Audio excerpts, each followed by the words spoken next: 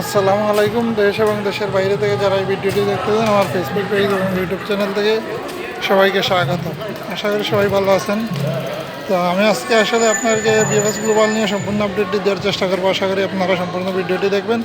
যদিও আমার এই চ্যানেলটা নয়া, আপনারা অনেকেই দেখছে এই চ্যানেলে আসলে সাবস্ক্রাইব করে ফেলছেন, আর ওই জন্য আসলে ভিডিওগুলো দিতেছি, কারণ আপনারা অনেক আগ্রহ নিয়ে আসলে এই চ্যানেলটা সাবস্ক্রাইব করছেন আর অনেক ভিউও হইতেছে। তো এই চিন্তা করলাম যাতে আপনারা এত সাপোর্ট দিতেছেন, তো এখানে তো অবশ্যই ভিডিও দেওয়া দরকার। আমি আসলে এই কয়েকদিনের ভিতরে এই 20-25 দিনের ভিতরে আসলে এই চ্যানেলে ঢুকি নাই।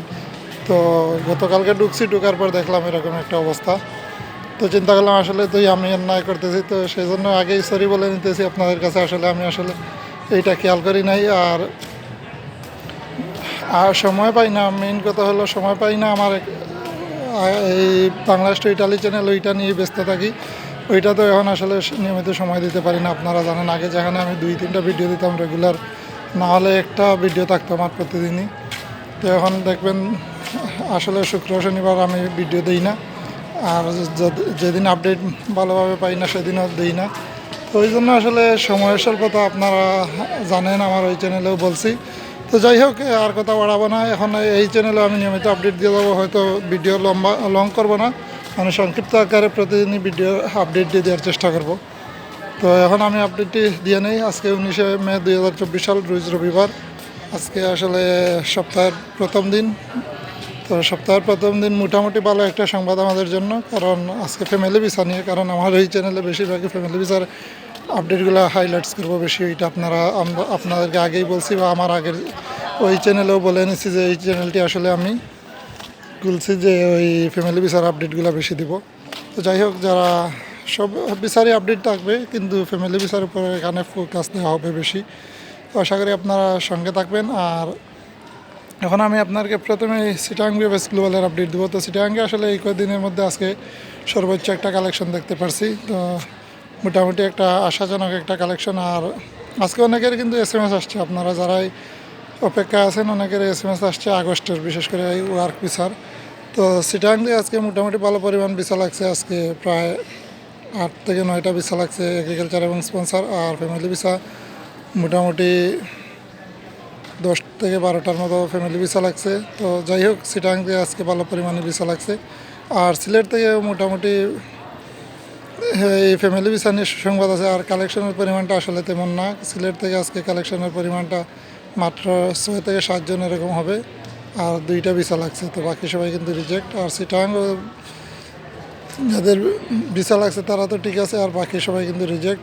আর রিজেক্ট ওইগুলো ওই যে ডিসেম্বরে জমা দিয়ে এই নলাস্তা উঠাইছে, পরবর্তীতে জানুয়ারি ফেব্রুয়ারি মার্চ এপ্রিল এরকম মাসে জমা দিছে। তো তাদেরকেই রিজেক্ট দিতে হয়, যাদের নলাস্তা অরিজিনাল না বা অনলাইন করা না। তো এখন আমি আপনাকে সর্বশেষ ঢাকা বিএফএস গ্লোবালের আপডেটটি দিব। তো ঢাকা থেকে আজকে মোটামুটি ভালো পরিমাণে কালেকশন হয়েছে। এই যাবৎকালের মোটামুটি বলতে পারেন এই গত সপ্তাহের তুলনায় আজকে মোটামুটি ভালো কালেকশন হয়েছে। আর ভিসার পরিমাণটাও মোটামুটি ভালো আছে। তো ঢাকা থেকেও মোটামুটি এরকমই ভিসা লাগছে। আর কালেকশনের পরিমাণটা প্রায় 50+, এই 50 থেকে 60 জনের মতো হবে, হয়তো একটু বেশি কম হতে পারে। তো ঢাকা থেকে কিন্তু ফ্যামিলি ভিসা অনেকগুলো লাগছে। ফ্যামিলি ভিসা প্রায় 28+, মানে 28টারও বেশি লাগছে। তো অনেকেই বলা করতেছে যে 35-40 এরকম হতে পারে। তো এইটা অসম্ভবের কিছু না, কারণ যেগুলো কনফার্ম আমি কিন্তু ওইগুলো বলার চেষ্টা করতেছি। তো এরকম হইলেও হতে পারে, কারণ ওইটা অবিশ্বাস্য কিছু না। কারণ 28-এর জায়গায় যদি 35-40 হয়, এটা এমন কিছু না কিন্তু এত লোকের ভিড়ে। আর কালেকশনের পরিমাণটা হয়তো আরও বেশি হতে পারে, কারণ সকাল থেকে ঢাকাতে কিন্তু কালেকশন হয়, সকাল থেকে বিকাল পর্যন্ত। তো যাই হোক, এই ছিল আজকের আপডেট। আর আসলে বাকি সবাই কিন্তু রিজেক্ট। এই যারা ওয়ার্ক ভিসা লাগছে 6 থেকে 7টা এরকমই, আর বাকি সবাই কিন্তু রিজেক্ট। আর রিজেক্ট বেশিরভাগই নতুন, বিশেষ করে এপ্রিলের বেশিরভাগই। আর আগস্টের ফ্যামিলি ভিসাগুলো মেইনলি সেপ্টেম্বরের, আর আগস্টের আছে 2-1টা। এখন বেশিরভাগই সেপ্টেম্বরের, অক্টোবর আর আগস্টের 2-1টা আছে, এরকম খুব কম পরিমাণ। কিন্তু সেপ্টেম্বরের গণহারে দিতেছে বলতে পারেন এই ফ্যামিলি ভিসা।